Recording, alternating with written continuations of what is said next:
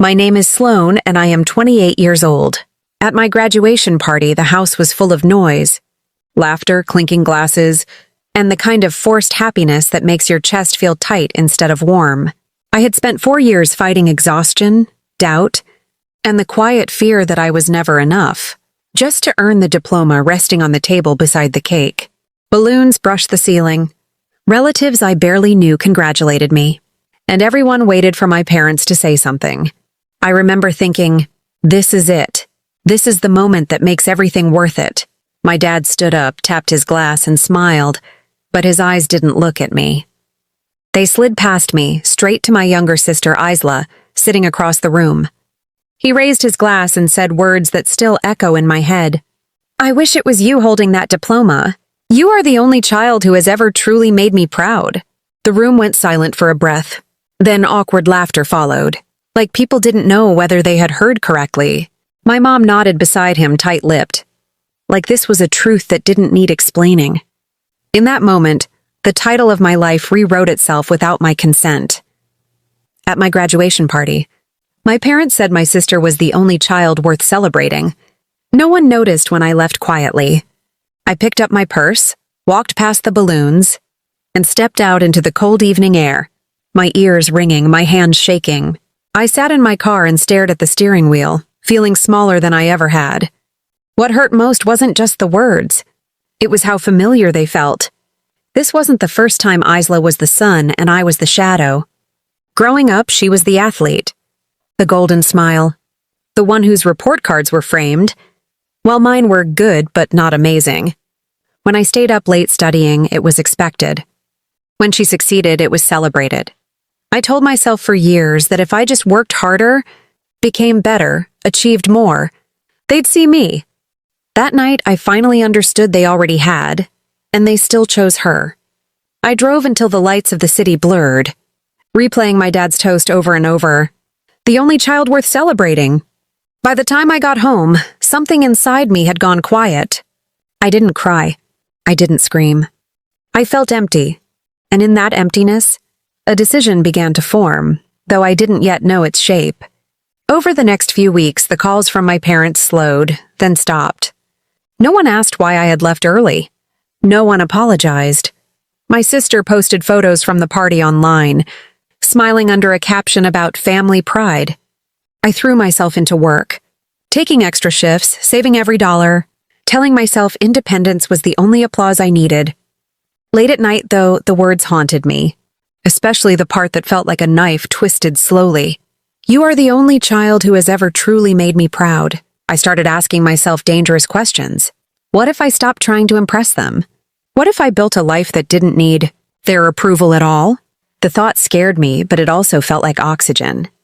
I remembered the final line people would later whisper about that night.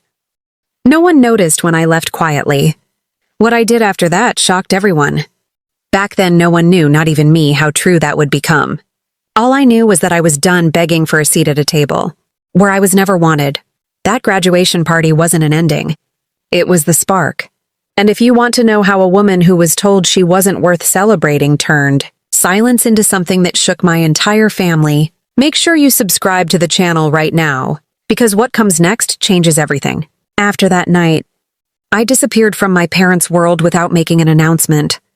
I didn't block them. I didn't send a dramatic message.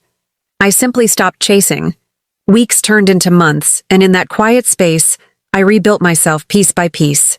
I took a job no one thought was impressive enough, then turned it into an opportunity by outworking everyone in the room.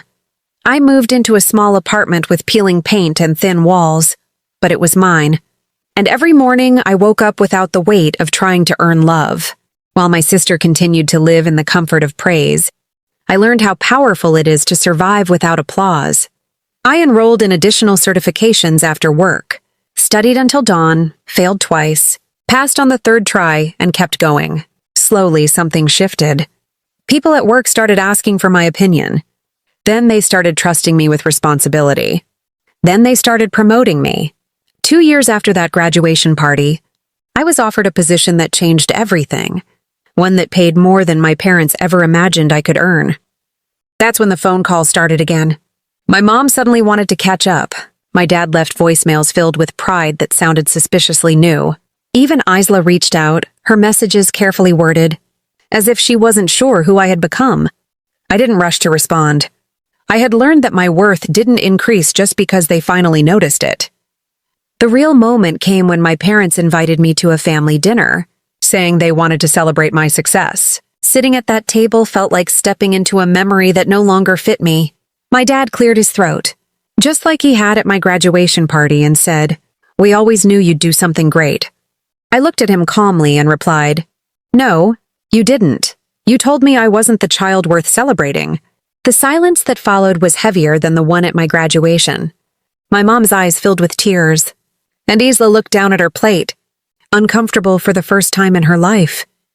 I wasn't angry anymore. I was honest. I told them how those words had shaped me, how leaving quietly that night was the moment I stopped living for their approval. I reminded them of the toast, the nod, the way no one noticed when I walked out.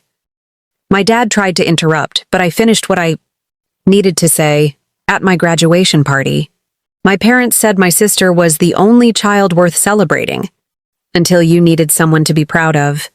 That was the truth, and it landed hard. I didn't stay long after that. I wished them well and left with my head high, not because I had proven them wrong, but because I no longer needed to. The shock everyone talked about later wasn't my success, or my money, or my career. It was my peace.